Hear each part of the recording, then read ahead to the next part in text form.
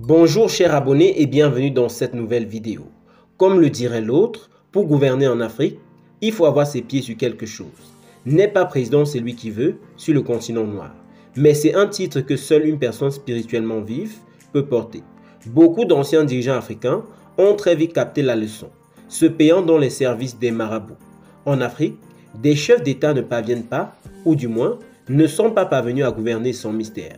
Des présidents ont fait recours au conseil d'experts en sciences occultes.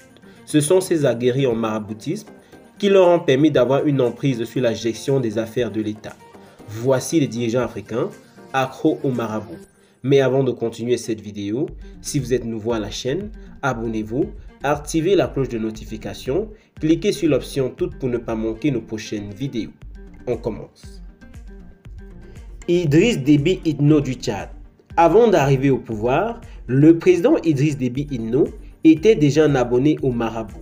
C'est bien l'un d'eux qui lui a prédit qu'il allait devenir président de la République du Tchad. Son compagnon de maquis, le général Guaro Lassou raconte: alors que nous étions dans le maquis au Soudan, en pleine doute, Idriss Déby et moi sommes allés un jour consulter un marabout. C'est lui qui l'avait trouvé. Au cours de la science, il a dit à Déby qu'il allait accéder au pouvoir bientôt.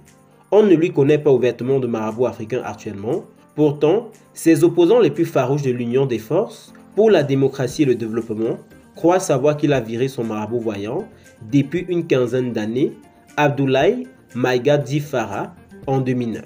Motif: appelé d'urgence pour une consultation, il aurait dit que le président doit prendre un congé car il est las et les problèmes qui s'annoncent à l'horizon sont gigantesques. Le marabout a peur que le président ne puisse y faire face.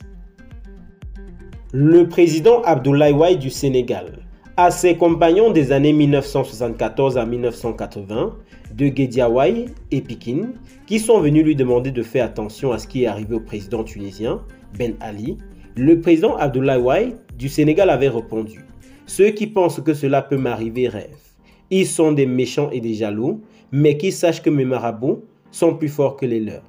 Ce qui en dit déjà long sur ses rapports avec les marabouts. Les stratégies de conquête et de conservation du pouvoir du président Abdoulaye Wade étaient basées sur des marabouts, que ce soit ceux qui sont versés dans la religion ou ceux qui sont supposés détenir de pouvoirs surnaturels. Pour de nombreux Sénégalais, c'est sous sa présidence que le pays est entré de plein pied dans l'instrumentalisation des marabouts. Tant qu'il servait ses intérêts, il les choyait, mais dès qu'il se montrait récalcitrant, il les vouait aux gémonies. Omar Bongo Ondimba du Gabon. Au Gabon, il est de notoriété publique que le président Omar Bongo était un franc-maçon. Initié à Angoulême, il a été le grand maître de la loge du Gabon. Aujourd'hui, reprise par son fils Ali Bongo Ondimba. Le père était aussi très attaché au mysticisme africain. Il n'a jamais cessé de s'entourer de gourous de toute nationalité, jusqu'à la fin de ses jours. Mais de tous, il avait une préférence pour les Béninois. Peut-être en raison du fait que le pays était considéré comme étant le berceau du vaudou, et cela fait l'objet de tous les fantasmes imaginables. Gnassingbé Eyadema du Togo.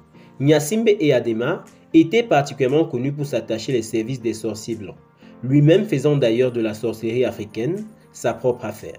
Il n'y a pas de doute que Gnassingbé Eyadema avait ses propres marabouts africains. Cependant, beaucoup de fables infondées ont circulé à son propos, et en l'occurrence concernant ces derniers jours en 2005. Le constitutionnalisme français Charles Bédache restera le plus célèbre des marabouts blancs d'Eyadema. Mathieu Kérékou du Bénin. Au lendemain de l'agression de l'armée dirigée contre le régime narcissiste-léniniste du Bénin par le mercenaire français Bob Denard en 1977, le président Mathieu Kérékou avait jugé bon de devoir s'attacher les services d'un gourou. Ainsi, atterri au Bénin, le sulfureux marabout malien Mohamed Cissé. Le Bénin se souvient toujours du reste et du tout-puissant marabout malien, conseiller occulte et vrai patron de la sécurité présidentielle.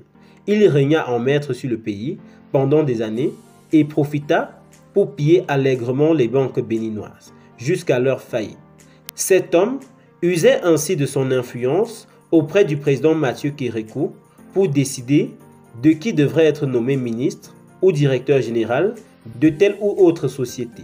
En rançonnant au passage les candidats au poste, par des déclarations écrites sur l'honneur, de payer le montant requis pour leur nomination, surnommé le génie.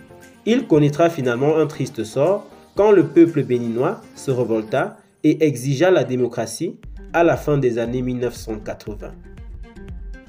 Merci chers abonnés d'avoir regardé cette vidéo jusqu'à la fin. Que pensez-vous de ces présidents africains? Laissez-nous vos avis en commentaire et surtout abonnez-vous à la chaîne, activez la cloche de notification pour une communauté magique et encore plus grande. À très bientôt pour une prochaine vidéo.